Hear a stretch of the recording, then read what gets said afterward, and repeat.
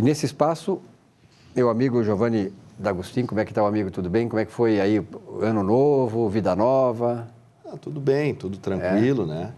Desejar aos telespectadores, ao senhor, um ótimo 2019, que o Brasil possa recuperar o tempo perdido, né? É verdade. Para que melhore a economia, para que melhore o emprego e desejar para o governo, principalmente, que faça um bom mandato, né? Esse ano é o ano que vai começar tudo isso. O Giovanni falou uma coisa muito interessante que agora eu fiquei percebendo aqui, recuperar o tempo perdido. Realmente nós perdemos muito tempo, né? Divagando, fazendo experiências aqui que não deram certo em país no mundo.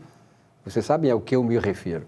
Então nós temos que marchar para buscar, né, Giovanni? Buscar a semelhança, buscar imitar bons exemplos de nações que deram certas, né?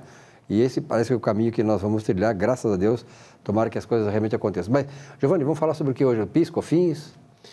Pois então, no final do ano passado, no dia 17 de dezembro, a Receita Federal ela se pronunciou acerca do PIS e da COFINS.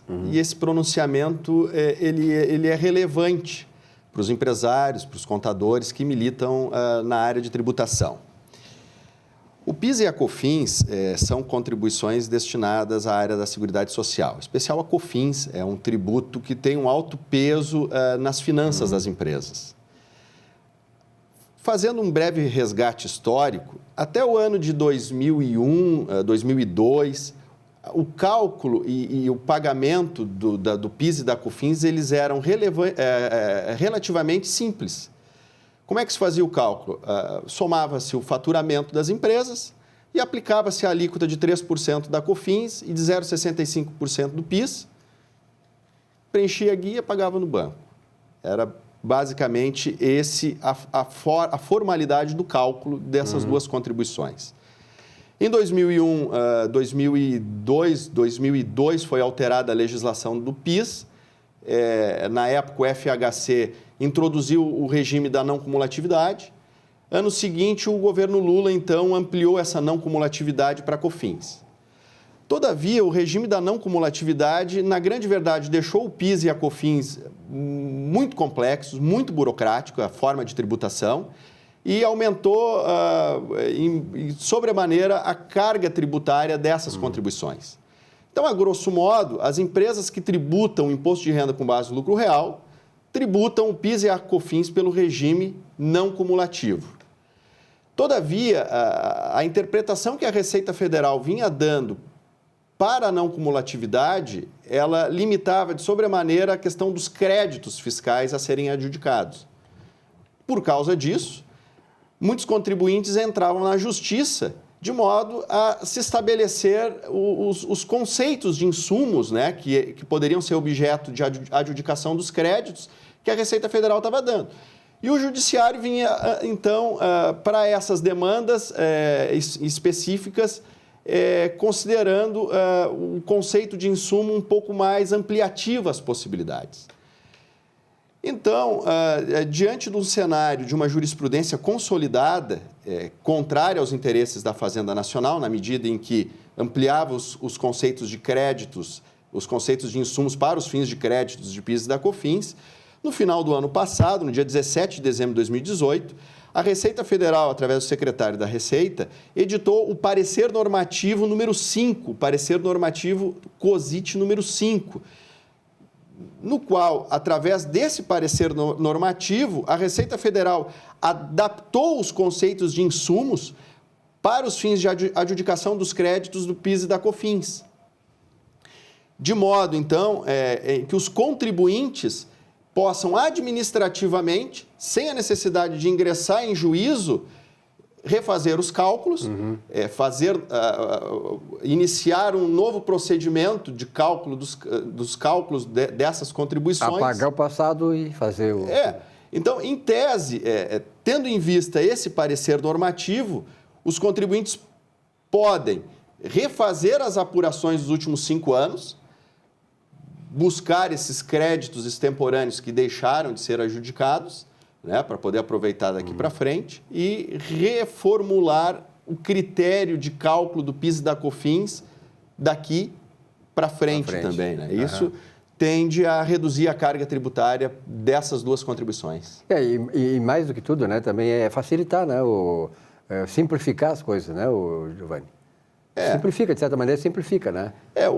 O PIS e a COFINS, como tantas outras normas tributárias, especialmente as que foram editadas nos últimos anos, elas trouxeram uma complexidade sobremaneira para a área de tributação. Nesse diapasão de uma reconstrução do Brasil, eu acho que muita coisa precisa ser revista em várias áreas, mas especialmente no âmbito tributário, né? Conforme nós havíamos abordado em outras oportunidades, no Brasil se gasta muito tempo, 6 vezes mais do que a média na América Latina, para cumprir com obrigações fiscais. Com o fisco. Inclusive, até a legislação do Simples Nacional, ela é muito complexa, tem muitas anuâncias, né? Então, acho que tudo isso precisa ser revisto para que efetivamente nós possamos ser um país competitivo e empreendedor. E isso é uma coisa que tu tocaste aí, uma coisa importante, é o seguinte, porque esse tipo de normatização, de complexidade da área fiscal, acaba por desviar investimentos do Brasil para outros lugares, onde a coisa é menos complexa. Isso é um fator também que desestimula novos investimentos, tanto os locais quanto os do exterior que queiram vir para cá, né, Giovanni? É uma coisa que a gente tem que rever realmente isso. Muitas empresas, grandes corporações, quando vão se estabelecer no Brasil, eles contratam, obviamente, especialistas, né, que entendam da tributação e, de fato, eles consideram que é uma maluquice a tributação do Brasil. É uma maluquice o que se trabalha para apurar o imposto.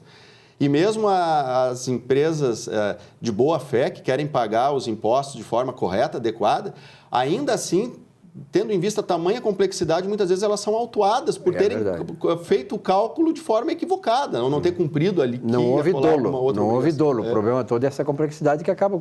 São tantos caminhos que tu acaba indo num caminho que não é recomendável, mas não é o dolo do cara. O cara não quis fazer aquilo ali, né? Isso é muito comum acontecer. Por exemplo, prefeitos no interior, muitos prefeitos fazem ações, né, que eles não querem fazer, ou acham que não é proibido e tal, e acabam sendo penalizados. Coitado de muitos prefeitos do interior que nem não têm o curso primário e acabam numa situação dessa aí por causa dessa complexidade, desse problema todo que a área tributária acaba trazendo para a sociedade.